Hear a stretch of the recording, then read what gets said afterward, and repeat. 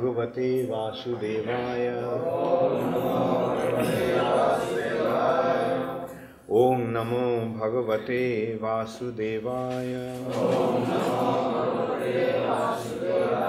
Om Namo Bhagavate Vasudevaya. Srimad Bhagavatam, second canto, chapter 10, text 43.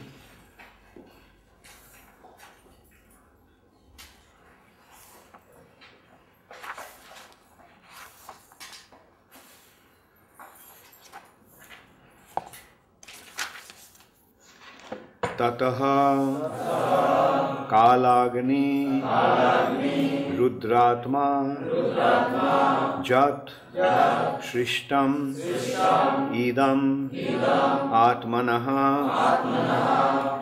sanniyacchati tataḥ kāle ghanānīkam ivānilaḥ tataḥ kālāgni-rudrātmā jat sṛṣṭam idam ātmanaḥ sanniyacchati tat kāle ghanānīkam ivānilaḥ tataḥ kālāgni-rudrātmā yat sṛṣṭam idam ātmanaḥ sanniyacchati tat kāle ghanānīkam ivānilaḥ tataḥ kālāgni-rudrātmā yat sṛṣṭam idam ātmanaḥ sanniyacchati tat kāle ghanānīkam ivānilaḥ tataḥ, thereafter, at the end, kāle, destruction, agni, fire, rudra-ātmā, in the form of Rudra, yat, whatever, sṛṣṭam, created, idam, all these, ātmanaḥ, of his own, some, completely, niyacchati, annihilates, tat kāle, at the end of the millennium, ghana-anīkam, bunches of clouds, like that of anilaḥ, air. Translation by His Divine Grace, Srila Prabhupada.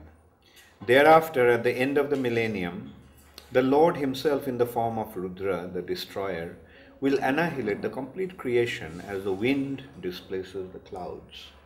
Please repeat.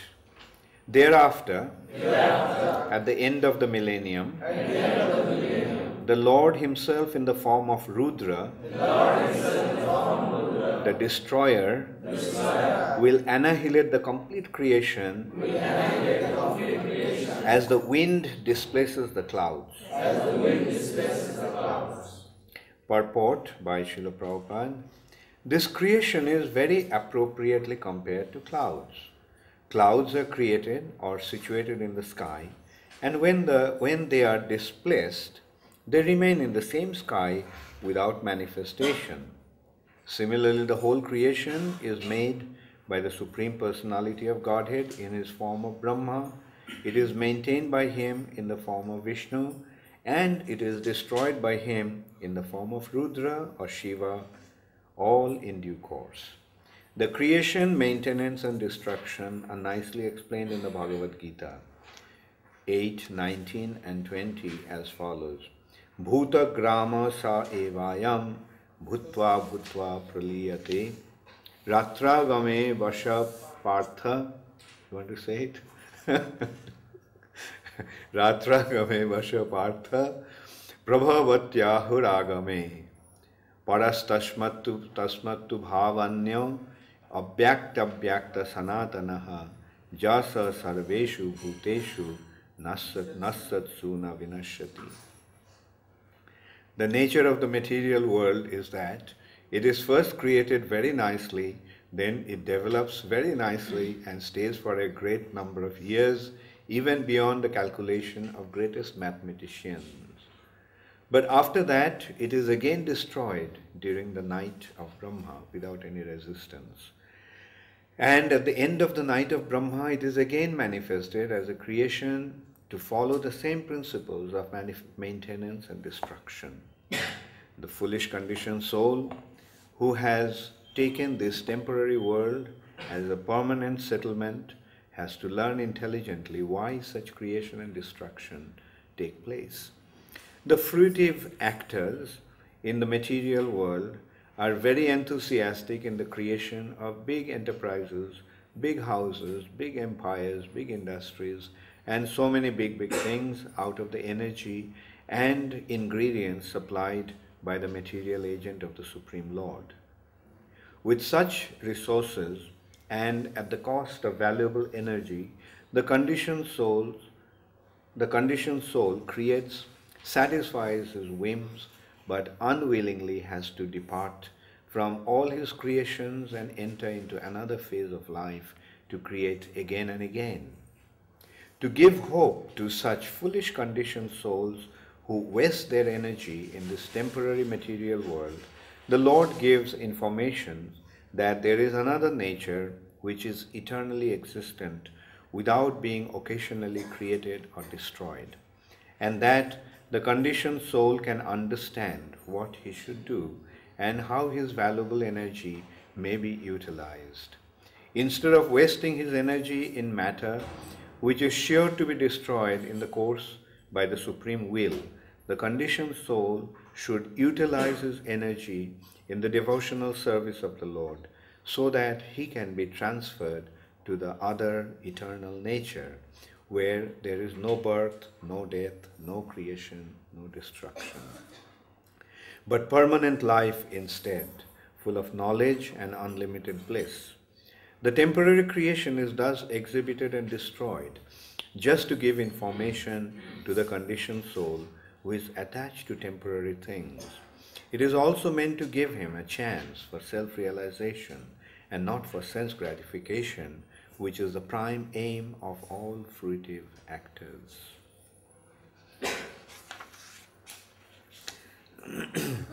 Tato kālāgni-rudrātmā jat sṛṣṭam idam ātmanaḥ sanniyacchati tat kāle ghana-anīkam ivānilaḥ.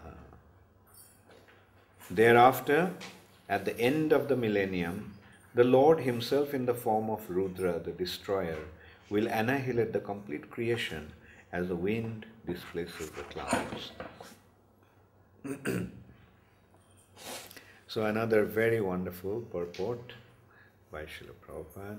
Like yesterday's purport was also quite powerful.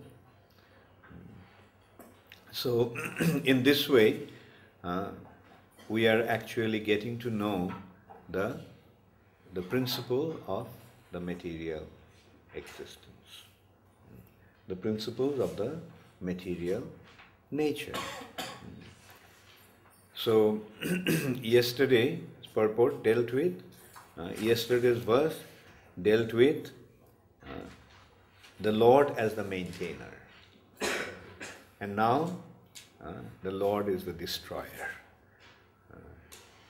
He creates, he maintains, and he destroys. But what is this creation and maintenance and destruction? What is it like?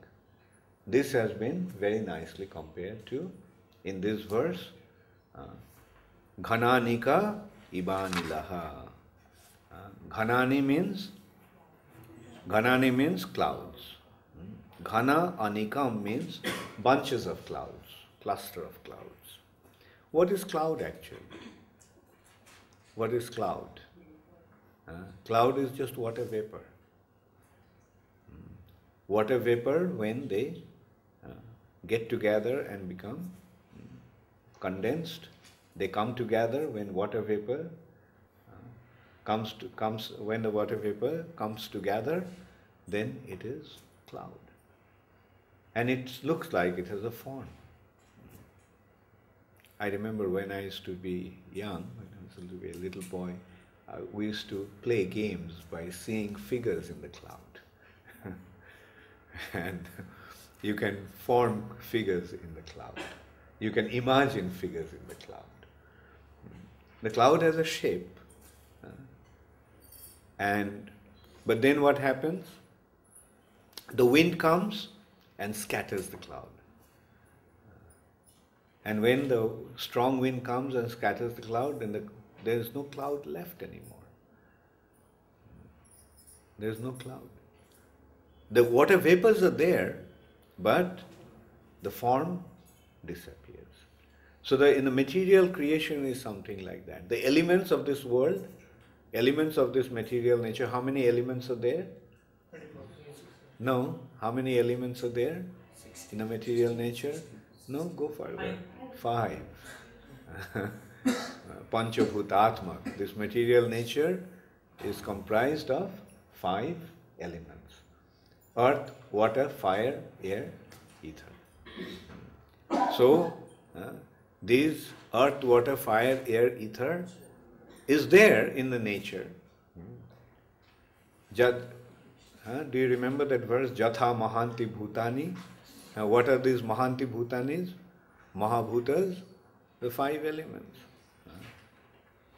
So it is due to these 5 elements that this material nature becomes manifest. And then, as long as these 5 elements are together, material nature is existing, maintained. And then, when the 5 elements are dissolved, when the 5 elements disintegrate, then the material nature becomes destroyed. Isn't that the principle of material existence? Now the consideration here is who brings them together? Who brings these elements together? Who creates, who maintains, and who destroys? The Supreme Personality of Godhead. He brings them together. How does He bring them together? How does the Supreme Personality of Godhead bring these 5 elements together? Just by His glance. And actually, at the bottom of it, it's not only 5 elements. There's only one element. What is that one element? Mahatattva. The Mahatattva. So this Mahatattva, due to the glance of the Supreme Personality of Godhead, is transformed into various elements, various living entities also. The bodies of different living entities are due to the glance of the Supreme Personality of Godhead. And then when He withdraws His glance, then the material nature falls apart. The total annihilation, the total creation begins when He glances, and the total annihilation takes place when He withdraws His glance. But in between there are temporary annihilations. There are various kinds of temporary annihilations. At the end of Kali Yuga there is one kind of annihilation. And at the end of the day of the Manu there is another kind of annihilation.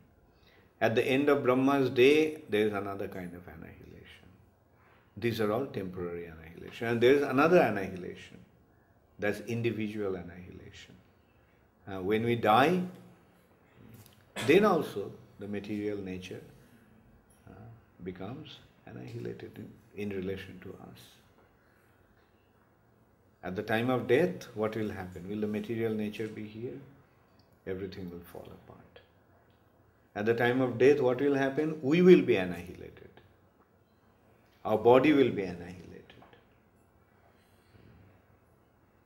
When we, at the time of death, the elements will enter, the body will become separate, and the elements with which this body was created will go back to nature.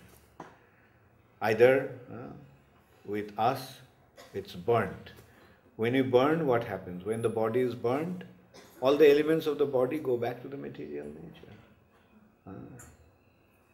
And what will be left? The earth will be left in the form of ash. Our bodies will be burnt. Earth, water, fire. The good part of the body is actually water. And some part is earth. And then there is some fire. And air and ether. At the time of death, the air leaves the body. The life air. So that is the reality. We have to understand that this creation and destruction is as temporary as the cloud coming together and being dispersed by the wind. And we are seeing like constantly it is actually transient, constantly it's moving. Our body is not maintaining the same shape. We may think that we look the same person, but we are changing every moment, every second we are changing. Sometimes, especially with the children, when the body grows very quickly, we find that in 1 year or 2 years they look so different. Sometimes doesn't it happen? Like we saw a child, he was a little baby, and after 2 years this big. Does it look like that little baby that we saw? It looks so different. Then 5 years, 6 years, another kind of body. And then 11 years, we see after 2 years, when the boy or girl is 13, looks so different. I remember I saw Aishwarya after 1 year almost. She looked so different. She grew about 8 inches taller. She was, when 1 year back I saw her, she was little girl, and when I saw her after 1 year, she was a big lady. In this way the body is changing. But then after the teenage, then the body more or less remains the same. But then again body begins to deteriorate. Like when one is 60 years, 70 years, 80 years. When you become sick at the old age, then the body changes so quickly. In a month or so, the body becomes emaciated. And then finally we leave the body. So we have to understand like what this material existence actually means. Material existence is like that. It is so temporary, so transient.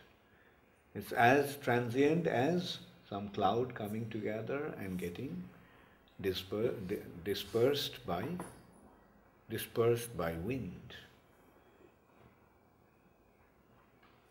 And but the point is, this is the nature of our existence. But what are we supposed to do? What are we expected to do? We have to do something about it. And what is the purpose of our existence in the material nature? The purpose of our existence in the material nature is to separate the body from the soul. Body eventually is actually a bondage. It is the body which is tying us down to the material nature. It's because of the body we are stuck in this material nature. No matter how we want to be free from the material nature, we won't be able to. The gross body we may become free from, but the subtle body, we cannot become free from subtle body. Subtle body, even at the time of death, we leave the gross body. After death we leave the gross body, but the subtle body remains. And this subtle body is actually the main bondage. Our main bondage is due to the subtle body. Subtle body comprising of mind, intelligence and false ego. Sukshma sharir or linga sharir. With this we are tied down to the material nature.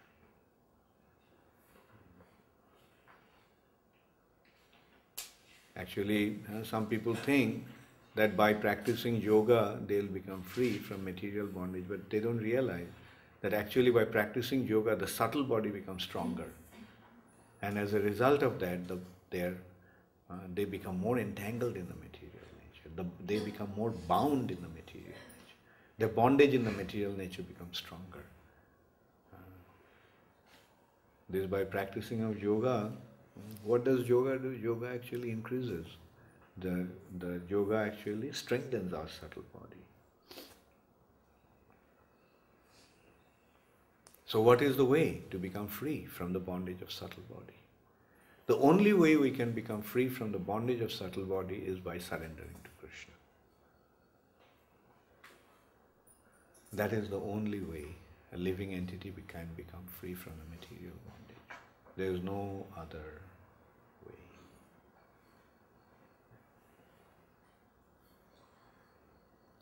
It is the subtle body that carries us after death to the next body. So as long as we have a subtle body, we are bound to get a next body, gross body. We'll be forced to get another gross body. Because this subtle body will carry, after death, the subtle body, according to our karma, will take us to the next body.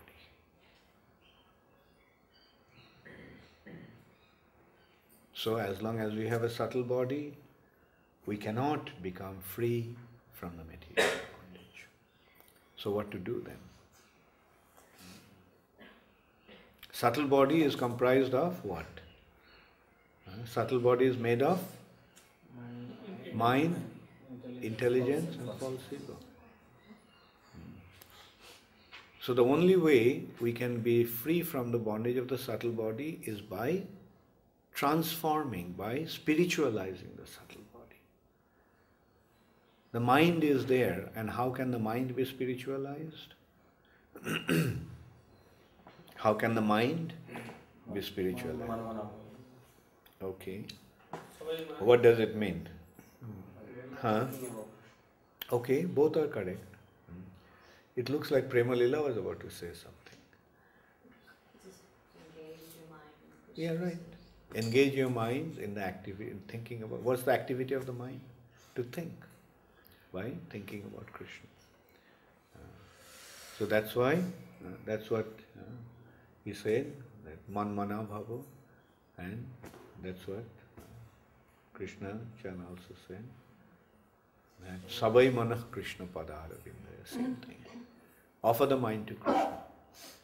Now offer the mind to Krishna means what? Think of Krishna with the mind. So when the mind is engaged in thinking about Krishna, then the mind is it material or spiritual? So the mind is spiritualized. Then, when the mind is spiritualized, or the mind is not engaged in serving Krishna, thinking about Krishna, then intelligence, Krishna actually gives the spiritual intelligence. Buddhadami buddhi yogam tam. Tesham shatata yuktanam bhajatang priti purvakam dadami buddhi yogam tam. Jena mamupajanti te. So when the mind is engaged and one becomes constantly engaged in thinking about Krishna and serving about Krishna, offering prayers to Krishna, chanting His holy name, in this way, when one becomes constantly engaged in devotional service, then intelligence becomes spiritualized in the form of buddhi yoga or devotional service. Dadami buddhi yogam tam. And in this way, when one becomes engaged in serving Krishna, when one becomes a servant of Krishna, what happens to his false ego? Ganga-narayan? what happens to his false ego? Become the servant of Krishna. Yes, when one becomes a servant of Krishna, the false ego is also gone. So in this way, the subtle body cannot be destroyed, but subtle body can be transformed. The gross body is destroyed. We leave the gross body. The soul leaves the gross body, but the soul cannot leave the subtle body. The soul can only transform the subtle body by devotional service and make it spiritualized.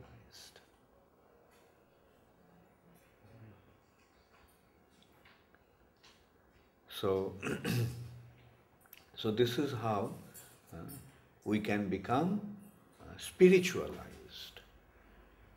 The purpose of our existence is not to become, not to aspire for liberation.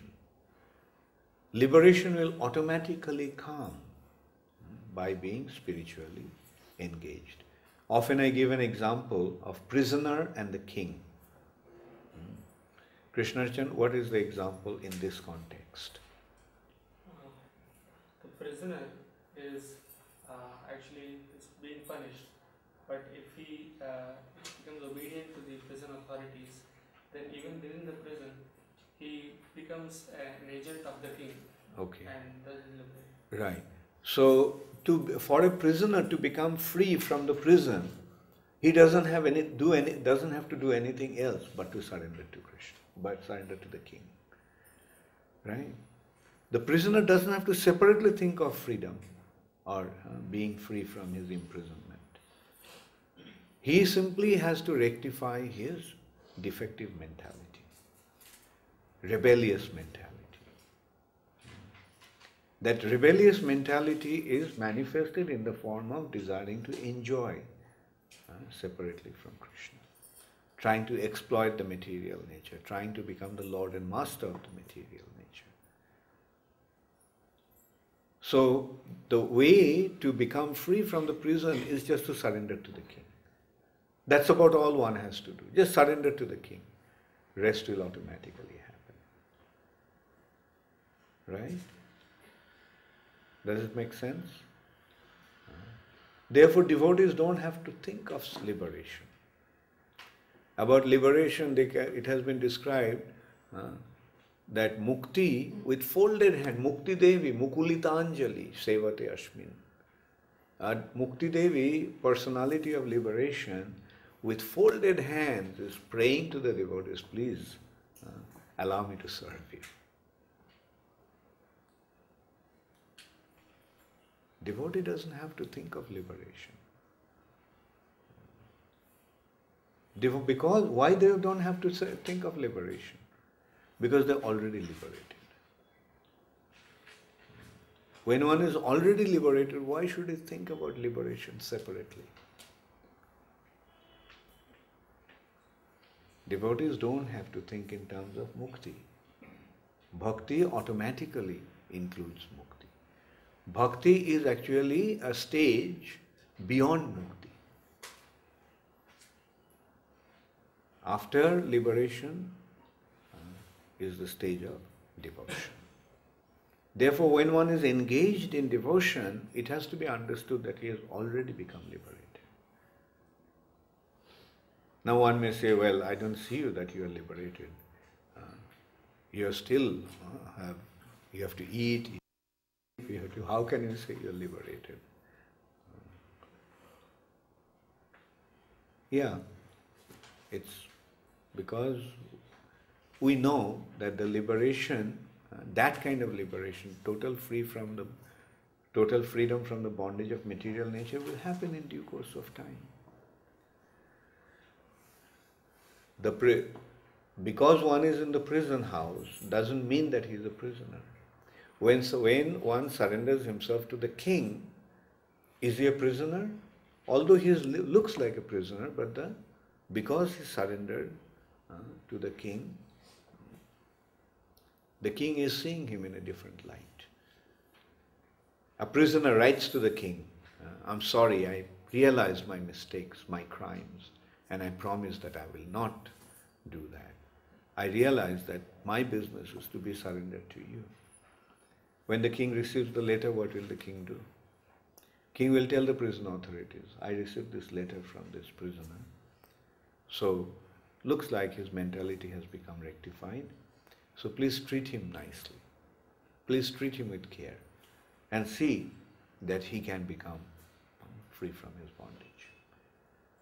And the prison authorities also start to check him, see him in a different light. And prison authorities use him as a good example to the other prisoners. The prison authorities give him more facilities. And he goes and tells the other prisoners, look, you also surrender to the king and he'll get these facilities.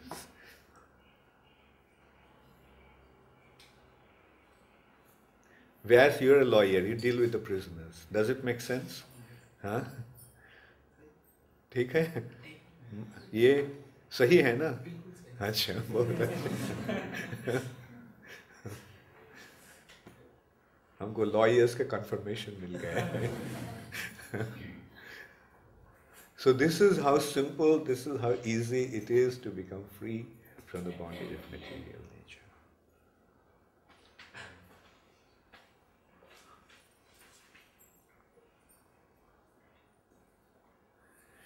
Okay, all glories to Srila Prabhupada, Gaur Premanande, Hari Hari Bol.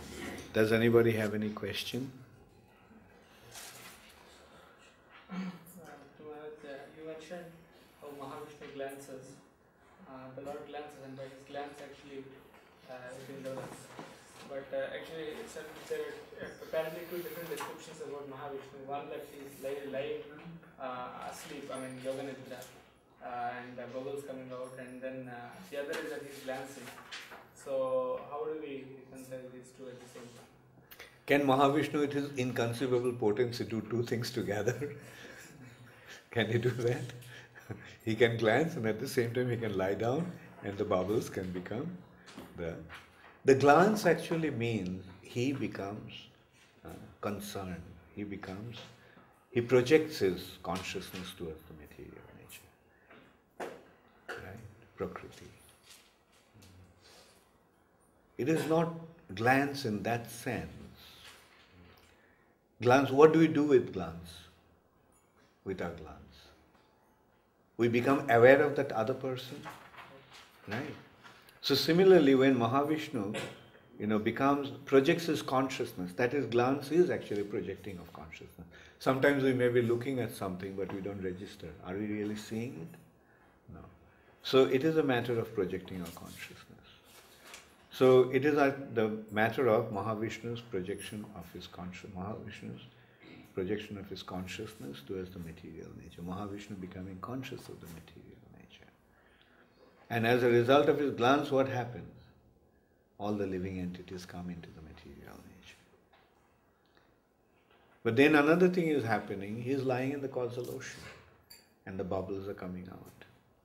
And each bubble is a universe. Then he enters into them as Garbhodakshaya Vishnu. Then Brahma is generated from him and the creation takes place. The living entities get the body. The living entities are already there. But now they're getting the bodies to become active in the material nature. And another question. This is regarding the discussion about Bhagavatam. There is a very often quoted passage from the Padma Puran where the Sanat Kumar, the four Kumaras tell Narad Muni the procedure of discussing Srimad Bhagavatam, especially for Kali Yuga. It has to be done within, preferably in a week. The procedure of tataḥ. And it is glorified how in a week's time we chant whatever it is. This is in Padma Puran. So Yeah. the question is that Srila Prabhupada was against this Bhagavad Saptaha concept. So, but if that is the case, then why is it mentioned in the Puranas? Especially because now it is said that nowadays because Prabhupada was not against, discussing it in a week, but not just discuss it for 7 days, and the remaining 358 days, you do carry on with your nonsense. Prabhupada said, Nityam Bhagavata Sevaya. What you are studying in the Bhagavatam, apply You may hear it for 7 days, but the remaining part of the year, you apply it in your life. Lead your life according to Srimad Bhagavatam instruction. Otherwise, this Bhagavat Saptah is a joke. For 7 days they come, make a big tamasha, and then they go back and they are back into their nonsense. So that is what is discouraged.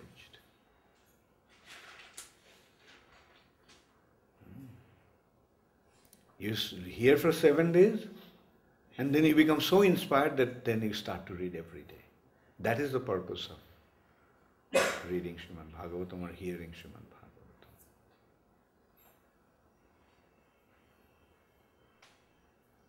And that's why, and you see the difference. These people, 25,000 people attended Bhagavad Saptah. The SPA was telling me day before yesterday that some people is doing Bhagavad Saptah. 50,000 people came and 25,000 people are living there. Right? But I mean, 50,000 people came, but how many people's life got transformed? They came, listened to Bhagavatam, but then they went back and doing their own thing. Whereas what's happening in ISKCON? Those who are joining this movement, they're practicing it on a day-to-day life. Now which one is desirable? Which one is the main purpose of Srimad Bhagavatam?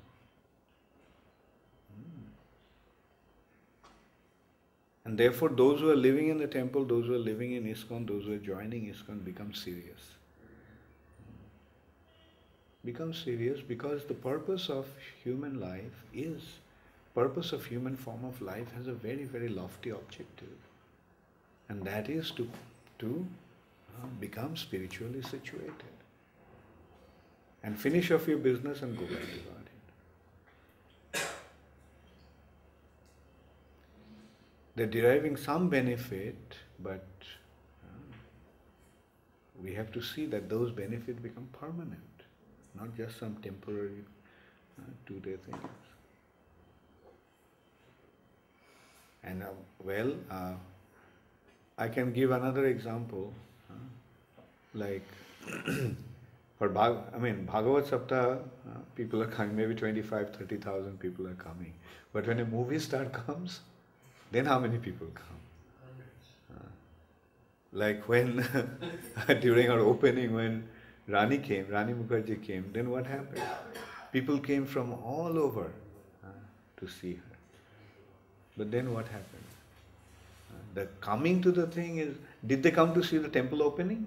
No, they didn't come to see the temple opening. Most really they didn't even come into the temple and see the deities.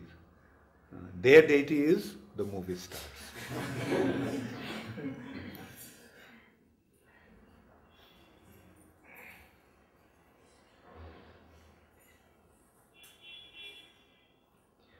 Okay, Hare Krishna. Any other question? Gaur Premanande, Hari Hari Bol. Oh, one thing I wanted to mention. Actually, I skipped that. Tomorrow we are doing the Bhumi Puja for the IT park. Now, actually, I was thinking about that. Like Prabhupada is, I'll read that part in the purport.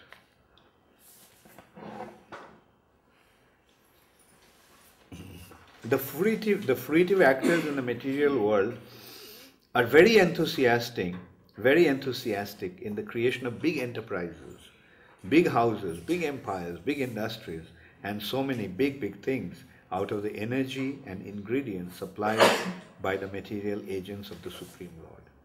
Now it may seem that we are also doing big enterprises, building big houses, a 15-story building, the biggest in Madhya Pradesh.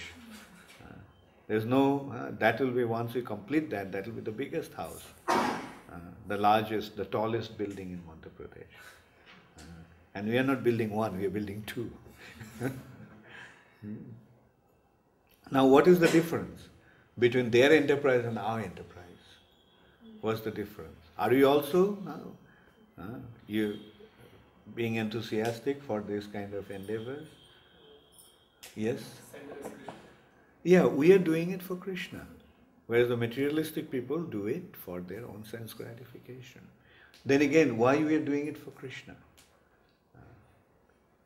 I mean, I don't think many sannyasis are building. Actually, before I embarked on this project, I was involved in another project where no sannyasi ever ventured into. I was making movies. And at least in the history of this millennium, no sannyasi ever got involved in making movies. Now, why I was making movies? Is because we are using the medium to promote Krishna consciousness, to promote Srila Prabhupada's teachings. So similarly, now we are getting into big enterprises, building big buildings for promoting Krishna consciousness. Another thing is, like this, at least the movie was directly related to Srila Prabhupada and Krishna. But this enterprise, how it's not directly related. Then why am I doing it? I'm doing it because this is what people understand. Like we build the temple, at the beginning so many people were coming. But now how many people come? Out of curiosity, at the beginning some people were coming. And those who are coming also, they come for what? They're little pious, they're pious people, they come, they think that having the darshan of the deity is important, good for spiritual benefit. But how many of them come and listen to Bhagavatam class? That is actually the real thing. I mean, I see some people come for Mangalarati, but they never come to Bhagavatam class. Then what's the point in coming to Mangalarati? Why do they come to Mangalarati? Because they think that there will be some piety. They'll get some punya by doing that. Or sometimes they think, oh, अगर मैं नहीं जाता तो भगवान ये होंगे, नाराज होंगे, और अगर भगवान नाराज होंगे तो मेरा पैसा नहीं मिलेगा. So people come with that kind of intention. But the thing is, what's the purpose of actually coming to the temple? The purpose of coming to the temple is to know about the Lord, hear about the Lord, get to understand how to become engaged in His service, how to make our life successful. So the first thing is that we build the temple, and now you're building the IT park. When the IT park comes, they'll come there. And when they come there, what they'll get to see? They will one floor of the IT park will be an exhibit on the greatness of Indian culture. That's why we named it as Varaha Mihir IT Park. Hundreds of years ago, Varaha Mihir was the greatest astrologer.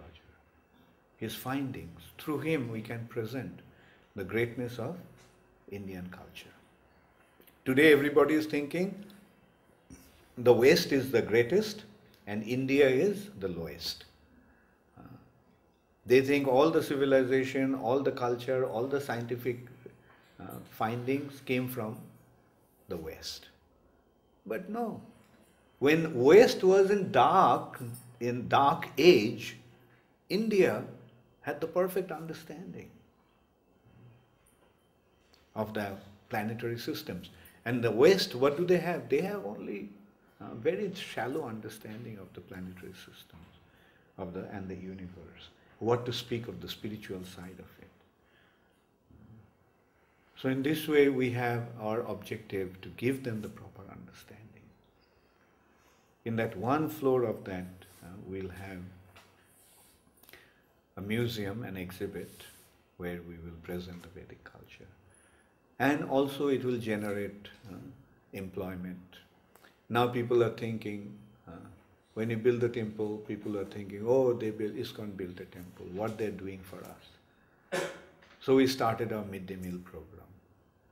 At least people are seeing that ISKCON is feeding 25,000 children every day. And in this way they will see what ISKCON is doing for the benefit of the people here. And our objective is not only to benefit the people of Ujjain, our objective is to benefit the people all over the world.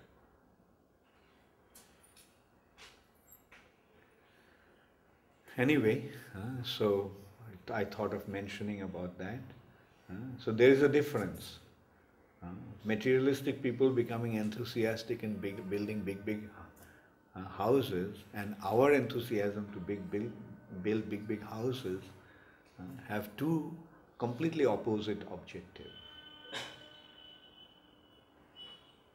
Thank you very much. Hare Krishna. Gaur Premanande.